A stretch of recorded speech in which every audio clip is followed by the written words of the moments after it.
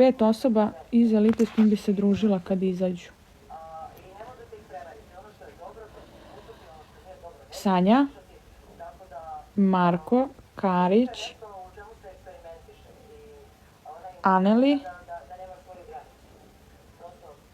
Matora i Uroš, ajde, ali s njim sam se već družila, tako da je to ovih 5. Pa kadra više nije u eliti, brate. Kompletna svi... jeste.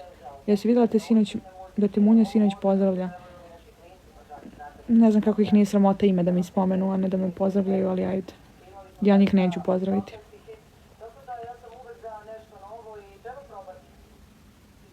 U 6. nedelji sam saznala da sam trudna.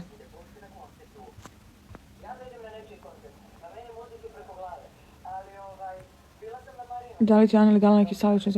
Iskreno možda jeste, možda nije, nema pojma, ne sjećam se. Da bar nisi ulazila se blamovi još valjuju, pa valjuju se i dalje. Što misliš kome Đedović ne smije se suprotstavi? Pa mislim da smije da se suprotstavi svakome, ali zavisi do koje granice. Kariću. Kariću ne smije. A Gasu zali ozbiljno. Šta, da li bi se družila s njim? Pa bih, ali mi nije u prvih 5, eto, ne znam kako da kažem. Ovi ljudi mi baš prijaju. Šta kažeš na to što se Munja diže u 1 ujutro, a ne više u 5?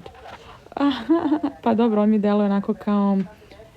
Munja mi deluje kao da je konačno ispunio svoj životni san.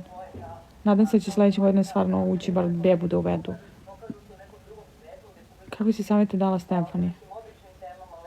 Da uđe unutra, zaradi za stan. Iako sam znala da će doći za 20.000. Verovatno, ili 10.